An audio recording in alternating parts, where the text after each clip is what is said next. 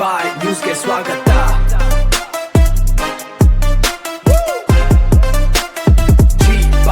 ಜಿ-ಬಾಯ್ news ಟಿವಿಗೆ ಸ್ವಾಗತ. ವಿಶ್ವದಾದ್ಯಂತ ಯೋಗದ ಅಲೆ ಎದ್ದಿದೆ. ಶಿಡ್ಲಘಟ್ಟದಲ್ಲೂ ಅಂತಾರಾಷ್ಟ್ರೀಯ ಯೋಗ ದಿನಾಚರಣೆಯ ಸಂಭ್ರಮ ಮನೆ ಮಾಡಿದೆ. ಹೌದು, ಶಿಡ್ಲಘಟ್ಟ ನಗರದ ಬಿಜೆಪಿ ಸೇವಾಸೌಧದಲ್ಲಿ 12ನೇ ಅಂತಾರಾಷ್ಟ್ರೀಯ ಯೋಗ ದಿನಾಚರಣೆಯನ್ನು ಅತ್ಯಂತ ಯಶಸ್ವಿಯಾಗಿ ಆಯೋಜಿಸಲಾಗಿತ್ತು. ಬಿಜೆಪಿ ಮುಖಂಡರಾದ ಆನಂದ್ ಗೌಡ ಅವರ ನೇತೃತ್ವದಲ್ಲಿ ನಡೆದ ಈ ಯೋಗೋತ್ಸವದಲ್ಲಿ ನೂರಾರು ಯೋಗಾಸಕ್ತರು ಮತ್ತು ಪಕ್ಷದ ಕಾರ್ಯಕರ್ತರು ಸಕ್ರಿಯವಾಗಿ ಪಾಲ್ಗೊಂಡು ಗಮನ ಸೆಳೆದಿದ್ದಾರೆ. ಸೇವಾಸೌಧದ ಆವರಣದಲ್ಲಿ ಯೋಗಪಟುಗಳ ದಂಡೇ ನೆರೆದಿತ್ತು. ನುರಿತ ಯೋಗ ಶಿಕ್ಷಕರ ಮಾರ್ಗದರ್ಶನದಲ್ಲಿ ವಿವಿಧ ಆಸನಗಳು, ಪ್ರಾಣಾಯಾಮ ಹಾಗೂ ಧ್ಯಾನ ಪ್ರಕ್ರಿಯೆಗಳನ್ನು ನಡೆಸಿಕೊಡಲಾಯಿತು. ಕಾರ್ಯಕ್ರಮದಲ್ಲಿದ್ದ ಗಣ್ಯರು ಹಾಗೂ ಸಾರ್ವಜನಿಕರು ಅತ್ಯಂತ ಉತ್ಸಾಹದಿಂದ ಯೋಗಾಸನಗಳನ್ನು ಪ್ರದರ್ಶಿಸುವ ಮೂಲಕ ಆರೋಗ್ಯದ ಸಂದೇಶ ಸಾರಿದರು. ಇದೇ ಸಂದರ್ಭದಲ್ಲಿ ಕಾರ್ಯಕ್ರಮದ ನೇತೃತ್ವ ವಹಿಸಿ ಮಾತನಾಡಿದ ಬಿಜೆಪಿ ಮುಖಂಡ ಆನಂದ್ ಗೌಡ ಅವರು, ನಮ್ಮ ಸೇವಾಸೌಧದಲ್ಲಿ ಸತತ 3ನೇ ಬಾರಿ ಅಂತಾರಾಷ್ಟ್ರೀಯ ಯೋಗ ದಿನಾಚರಣೆಯನ್ನು ಹಮ್ಮಿಕೊಳ್ಳುತ್ತಿರುವುದು ಹೆಮ್ಮೆಯ ವಿಚಾರ ಎಂದರು. ಅಲ್ಲದೆ ಯೋಗದ ಮಹತ್ವವನ್ನು ಎಳೆಯಾಗಿ ಬಿಚ್ಚಿಟ್ಟ ಅವರು, ದಿನಕ್ಕೆ ಕೇವಲ 1 ಗಂಟೆ ಯೋಗಕ್ಕಾಗಿ ಮೀಸಲಿಟ್ಟರೆ ನಿಮ್ಮ ಆರೋಗ್ಯ ಮತ್ತು ಭವಿಷ್ಯ ಉಜ್ವಲವಾಗುತ್ತದೆ ಎಂದು ಕರೆ ನೀಡಿದರು. ಯೋಗವು ಕೇವಲ ದೈಹಿಕ ಕಸರತ್ತಲ್ಲ, ಅದು ಮನಸ್ಸು ಮತ್ತು ದೇಹವನ್ನು ಜೋಡಿಸುವ ದಿವ್ಯಶಕ್ತಿ. ಇಂದಿನ ಒತ್ತಡದ ಜೀವನದಲ್ಲಿ ಪ್ರತಿಯೊಬ್ಬರೂ ಪ್ರತಿದಿನ ಯೋಗಾಭ್ಯಾಸ ಮಾಡುವುದರಿಂದ ಆರೋಗ್ಯಕರ ಸಮಾಜ ನಿರ್ಮಾಣ ಮಾಡಲು ಸಾಧ್ಯ ಎಂದು ಅವರು ತಿಳಿಸಿದರು. ಭಾರತದ ಹೆಮ್ಮೆಯ ಪ್ರಧಾನಿ ನರೇಂದ್ರ ಮೋದಿ ಅವರ ಕಲ್ಪನೆಯಂತೆ ಯೋಗ ಇಂದು ಜಾಗತಿಕ ಮಟ್ಟಕ್ಕೆ ತಲುಪಿರುವುದನ್ನು ಈ ಸಂದರ್ಭದಲ್ಲಿ ಶ್ಲಾಘಿಸಲಾಯಿತು. ಯೋಗವನ್ನು ಪ್ರತಿಯೊಬ್ಬರೂ ತಮ್ಮ ಜೀವನದ ಭಾಗವಾಗಿಸಿಕೊಳ್ಳಬೇಕು ಎಂದು ಮುಖಂಡರು ಒತ್ತಿ ಹೇಳಿದರು. ಇನ್ನು ಈ ಭವ್ಯ ಕಾರ್ಯಕ್ರಮದಲ್ಲಿ ನಾಗರಾಧ್ಯಕ್ಷರಾದ ದೇವರಾಜ್, ಸುರೇಂದ್ರ ಗೌಡ, ಮಾಜಿ ಅಧ್ಯಕ್ಷ ನರೇಶ್, ಕೇಶವಮೂರ್ತಿ, ಚೆಲುವರಾಜ್, ಮೋಹನ್, ಶ್ರೀರಾಮ್, ಶಂಕರಣ್ಣ, ಎನ್ಜಿಒ ರಘು, ವೆಂಕಟೇಶ್, ಅಮನುಲ್ಲಾ, ಕಧೀರ್, ಲಕ್ಷ್ಮಿ, ಕೆಆರ್ ರಮಣ, ಗಜಕ್ಕ ಸೇರಿದಂತೆ ಸ್ಥಳೀಯ ಬಿಜೆಪಿ ಮುಖಂಡರು, ಪದಾಧಿಕಾರಿಗಳು, ಮಹಿಳಾ ಮೋರ್ಚಾದ ಸದಸ್ಯರು ಹಾಗೂ ನೂರಾರು ಸಾರ್ವಜನಿಕರು ಉಪಸ್ಥಿತರಿದ್ದರು. ಕಾರ್ಯಕ್ರಮದ ಕೊನೆಯಲ್ಲಿ ಯೋಗಾಭ್ಯಾಸದಲ್ಲಿ ಭಾಗವಹಿಸಿದ ಎಲ್ಲರಿಗೂ ಲಘು ಉಪಹಾರದ ವ್ಯವಸ್ಥೆ ಮಾಡಲಾಗಿತ್ತು. ಒಟ್ಟಿನಲ್ಲಿ ಶಿಡ್ಲಘಟ್ಟದ ಬಿಜೆಪಿ ಸೇವಾಸೌಧದಲ್ಲಿ ನಡೆದ ಯೋಗ ದಿನಾಚರಣೆ ಹಬ್ಬದ ವಾತಾವರಣವನ್ನು ಸೃಷ್ಟಿಸಿತ್ತು. ನಿರಂತರ ಸುದ್ದಿಗಳಿಗಾಗಿ ನೋಡ್ತಾ ಇರಿ ಜಿ-ಬಾಯ್ ನ್ಯೂಸ್ ಟಿವಿ. ಪ್ರಯುಕ್ತ ಇವತ್ತಿನ ದಿವಸ ನಾವು ನಮ್ಮ ಸೇವಾಸೌಧದಲ್ಲಿ ಪತಂಜಲಿ ಯೋಗ ಶಿಬಿರದ ಕಡೆಯಿಂದ ಸತತವಾಗಿ 3ನೇ ವರ್ಷ ನಾವು ಈ ಒಂದು ಯೋಗ ದಿನಾಚರಣೆಯನ್ನು ಆಚರಣೆ ಮಾಡ್ತಾ ಇದ್ವಿ. ನಮಗೂ ಇದೊಂದು ಸುದೀರ್ಘ ಸರಿ. ನಮ್ಮ ನೆಚ್ಚಿನ ಪ್ರಧಾನಮಂತ್ರಿಗಳಾಗಿರ್ತಕ್ಕಂತಹ ಸನ್ಮಾನ್ಯ ನರೇಂದ್ರ ಮೋದಿಯವರು 2014ರಲ್ಲಿ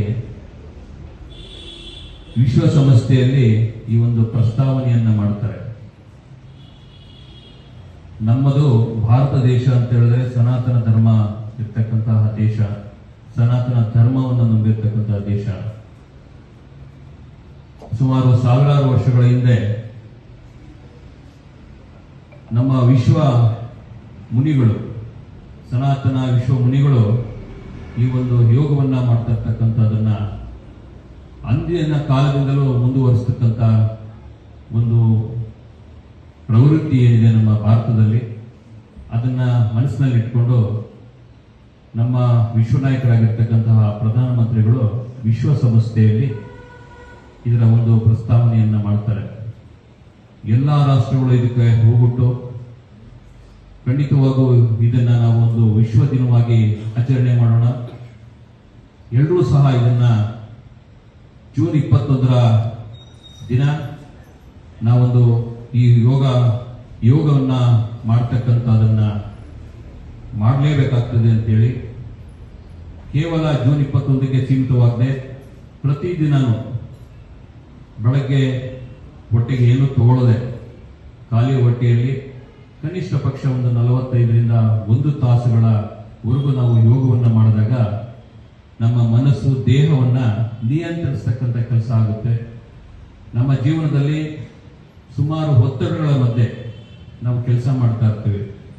ಪ್ರತಿದಿನ ಈ ಒಂದು ಯೋಗವನ್ನ ಮಾಡೋದ್ರ ಮುಖಾಂತರ ನಮ್ಮ ವಯಸ್ಸನ್ನ ಆರೋಗ್ಯಕರವಾಗಿ ಕಳೀತಕ್ಕಂಥ ಒಂದು ಸಮಯವಾಗಿರ್ತದೆ ಈ ಯೋಗ ಮಾಡೋದ್ರಿಂದ.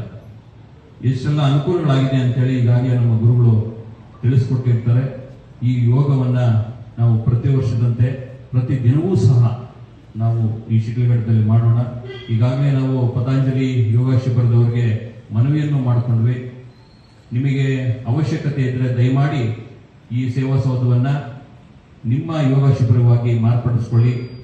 ಅದಕ್ಕೆ ಬೇಕಾದಂತಹ ಅನುಕೂಲಗಳನ್ನ ನಾವು ಸಿಕಲ್ ರಾಮಚಂದ್ರಗೌಡರಲ್ಲಿ ಮನವಿ ಮಾಡಿಕೊಂಡು ಖಂಡಿತವಾಗಿ ಏನೆಲ್ಲ ಅವಶ್ಯಕತೆ ಇದೆ ಅದನ್ನ ಇಲ್ಲಿ ಮಾಡ್ತಕ್ಕಂಥ ಕೆಲಸವನ್ನ ಮಾಡ್ತೀವಿ ಅಂತ ಹೇಳಿದ್ವಿ. ನಾವು ಈ ಮುಖಾಂತರ ಮನವಿಯನ್ನು ಮಾಡ್ಕೊತೀವಿ. ಪ್ರತಿಯೊಬ್ಬರು ಯೋಗವನ್ನ ಮಾಡೋಣ, ನಮ್ಮ ಆರೋಗ್ಯವನ್ನ ಹೆಚ್ಚಿಕೊಳ್ಳೋಣ, ನಾವು ಸಹ ಆರೋಗ್ಯವಾಗಿರೋಣ, ಇತರರನ್ನು ಆರೋಗ್ಯವಾಗಿರ್ಲಿಕ್ಕೆ ಈ ಸಲಹೆಗಳನ್ನ ಕೊಡೋಣ ಅಂತ ಹೇಳ್ತಾ ನನ್ನ ಮಾತನ್ನು ಮುಗಿಸ್ತೀನಿ. ಜೈ ಹಿಂದ್, ಜೈ ಕರ್ನಾಟಕ. ಶಿಬಿರದಲ್ಲಿ ಯಾರೆಲ್ಲ ಪಾಲ್ಗೊಂಡಿದ್ರಿ ದಯಮಾಡಿ ಎಲ್ಲರೂ ಉಪಹಾರದ ಒಂದು ವ್ಯವಸ್ಥೆ ಇರ್ತದೆ. ದಯಮಾಡಿ ಎಲ್ಲರೂ ಉಪಹಾರವನ್ನು ಸ್ವೀಕರಿಸಿರ್ಬೇಕಾಗ್ತದೆ. ಎಲ್ಲ ಯಾರು ಭಾಗವಹಿಸಿದ್ರೆ ಎಲ್ಲರೂ ಫೋಟೋ ತಗೊಳ್ಳೋಣ ಅಂತ ಇಲ್ಲಿ ಬ್ಯಾನರ್ ದಯಮಾಡಿ ಎಲ್ಲ. ಈ ಒಂದು ಕಾರ್ಯಕ್ರಮದ ಕುರಿತಾಗಿ ನಮ್ಮ ಯೋಗ ಬಂಧುಗಳಾದಂಥ ಕೇಶಮೂರ್ತಿ ಅಣ್ಣವರು ವಿಷಯನ ಪ್ರಸ್ತಾವನೆ ಮಾಡಿ ಯೋಗ ದಿನಾಚರಣೆಯ ಶುಭಾಶಯಗಳನ್ನು ಅರ್ಪಿಸಲಿಕ್ಕೆ ಇಷ್ಟಪಡ್ತೀನಿ. ನಮ್ಮ ಸನಾತನ ಧರ್ಮದಲ್ಲಿ ಸನಾತನೀಯರು ಅಂದರೆ ಋಷಿಮುನಿ ಪಂಗದವರು ಆಗಲೇ ನಮಗೆ ಒಂದು ಒಳ್ಳೆಯ ವಿಚಾರಗಳನ್ನು ತಿಳಿಸ್ಕೊಟ್ಟಿದ್ದಾರೆ. ಈಗ ನಾವು ಒತ್ತಡದ ಜೀವನದಲ್ಲಿ ಆ ಒಂದು ಒಳ್ಳೆಯ ವಿಚಾರಗಳನ್ನು ಹೇಗೆ ನಮ್ಮ ಜೀವನದಲ್ಲಿ ಅಳವಡಿಸ್ಕೋಬೇಕು ಅಂತ ಹೇಳಿದ್ದಾರೆ. ಈಗ ನಾವು ಪಾಶ್ಚಾತ್ಯರ ಸಂಸ್ಕೃತಿಗೆ ಹೋಗ್ಬಿಟ್ಟು ನಾವು ಎಲ್ಲ ಕಾಯಿಲೆಗಳನ್ನು ನಾವು ನಮ್ಮಷ್ಟಕ್ಕೆ ನಾವೇ ತಂದುಕೊಳ್ತಾ ಇದ್ದೀವಿ.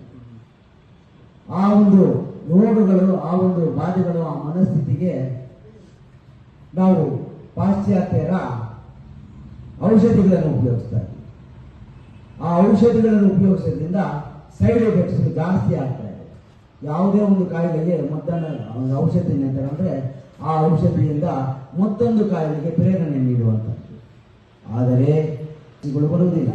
ಅದನ್ನು ನಾವು ಈ ನಿಜ ಜೀವನದಲ್ಲಿ ನಾವು ಅಳವಡಿಸಿಕೊಂಡಾಗ ನಾವು ಆರೋಗ್ಯವಂತರಾಗಿರುವುದರ ಜೊತೆಗೆ ನಮ್ಮ ಕುಟುಂಬವನ್ನು ಆರೋಗ್ಯದ ಕಡೆಗೆ ತಂದು ನಮ್ಮ ಸಮಾಜವನ್ನು ಆರೋಗ್ಯದ ಸಮಾಜವಾಗಿ ಹೇಳಿದ್ರೆ ನಮ್ಮ ಶ್ರೀ ಪತಂಜಲಿ ಯೋಗ ಶಿಕ್ಷಣ ಸಮಿತಿಯ ವತಿಯಿಂದ ಪ್ರತಿನಿತ್ಯ ಯೋಗಾಸನ ಅಭ್ಯಾಸವನ್ನು ನಡೆಸ್ತಾ ಇದ್ದೇವೆ. ಆದ್ದರಿಂದ ದಯವಿಟ್ಟು ಆ ಅಭ್ಯಾಸದಲ್ಲಿ ಪಾಲ್ಗೊಂಡು ಆರೋಗ್ಯವಂತರಾಗಿ ಆರೋಗ್ಯವನ್ನು ಸಮಾಜವನ್ನು ನಿರ್ಮಾಣ ಮಾಡೋಣ ಅಂತ ಹೇಳ್ತಾ ನನ್ನ ಮಾತುಗಳು ತಿಲಾಂಜನೆಯನ್ನು ಹೇಳ್ತೇನೆ.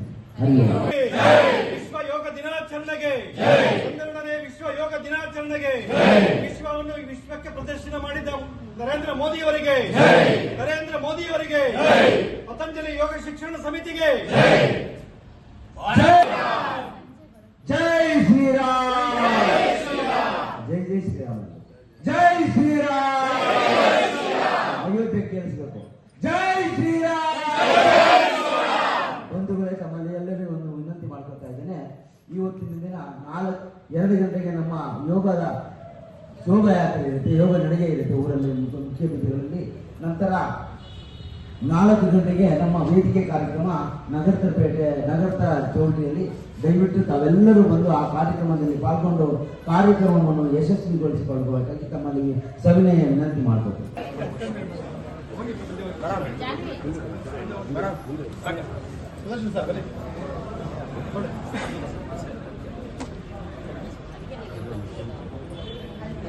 ಶಿವಕುಮಾರ್ ಬಾಪ ಎಲ್ಲಿ ಬಾ, ನಾ ಬುಕ್ ತೊಳೆ ಬಾ.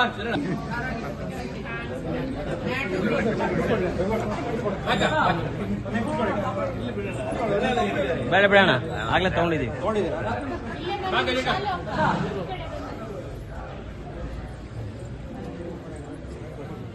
ಅಲ್ಲಿ ಬರೋಣ.